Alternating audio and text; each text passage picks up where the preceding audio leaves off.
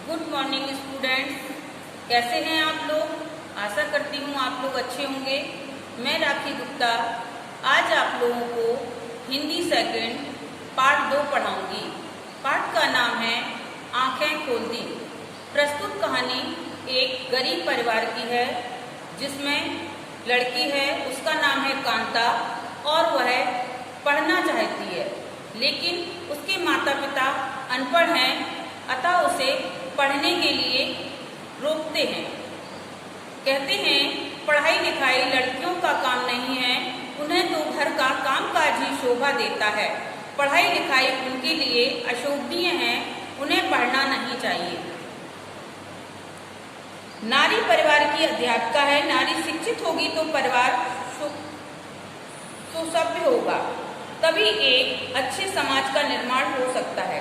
देखिए बेटा, वर्तमान समय में हम और आप जानते हैं कि एक माँ जो होती है घर के कार्य को भली भांति करती है और घर का मुखिया ही, घर में जो माँ होती है वो सब पूरे घर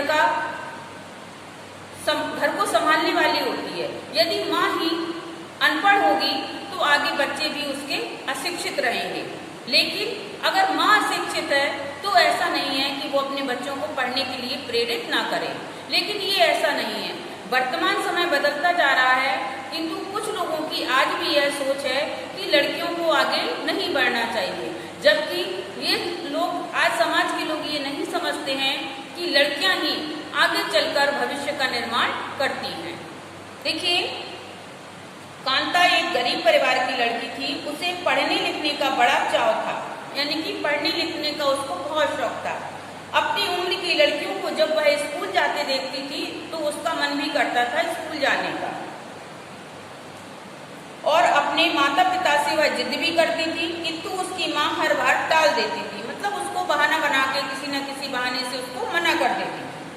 तब वह अपना मन मसोस कर चुपचाप रह जाती। दरअसल उसके पिताजी नहीं चाहते थे कि कांता पढ़ने जाए। एक बार उसने सहमते सहमते पिताजी के सामने स्कूल जाने की बात रखी। यह सुनकर उसके पिता जो थे वो आग बबूला हो गए। खबरदार, जो पढ़ने की बात की, तुम्हारी माँ पढ़ी है, हमारे खानदान में कोई महिला पढ़ी नहीं है, इसलिए तुम्हें भी पढ़ना नहीं है। एक दिन कांता को उसके पिता ने घरेलू कामकाज के लिए सेठ के यहाँ नौकरी करने के लिए भेज दिया। सेठ जी के यहाँ बच्चों को पढ़ाने के लिए एक अध्यापिका जी आती थी। जब वह अध्यापिका उनके बच्चों को पढ़ाती थी तो कांता का मन भी पढ़ने का करता था। इस प्रकार कांता की रुचि देख करके उनकी अध्यापिका ने उसको वहाँ पर बैठने की अनुमति दे दी।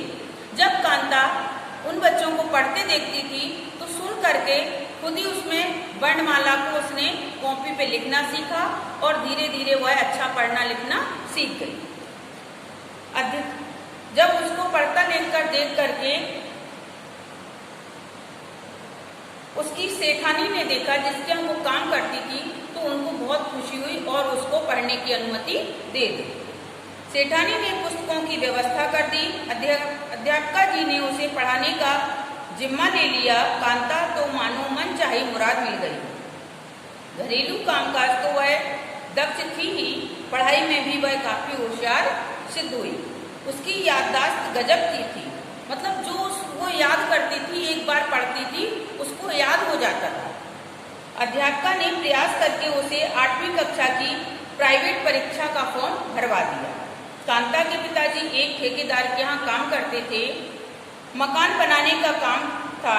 एक दिन वे काम कर रहे थे कि सीढ़ी टूट गई और अचानक वह गिर गए और घायल हो गए। ठेकेदार उन्हें उनकी अवस्था में छोड़कर वहां से भाग गया। जैसे तैसे मजदूरों को पता चला, उसने कांता के घर पर खबर भेजी और अस्पताल भेजा उन लोगों को, मतलब उसके पिता को अस्पताल भेजा। कांता भी अपने भाई और माँ को लेकर के वहां पहुंची। कांता ने डॉक्टरों से बातचीत की, चिकित्सा की पूरी व्यवस्था की, ठेकेदार के खिलाफ शिकायत दर्ज की।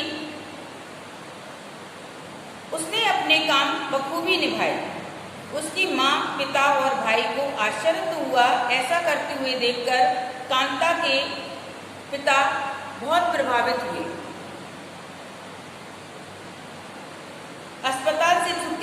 आ गया। चलते वक्त कांता के पिताजी से रहा ना गया, वे भाव विह्वल होकर बोले। मतलब उसकी इतनी अच्छी कार्यशैली को देख करके उससे प्रभावित हुए और खुश होकर बोले, बेटी तुम तो घरेलू कामकाज की नौकरी करती थी, फिर यह पढ़ाई लिखाई और इतनी जानकारियां तुम्हें कहाँ से प्राप्त हुई? अगर तुम इतनी नहीं करती तो पता नहीं आज मेरा क्या होता। तभी सेठ सेठानी भी वहां आ पहुंचे। उन्होंने कांता के परीक्षा में प्रथम आने की खुशखबरी सुनाई।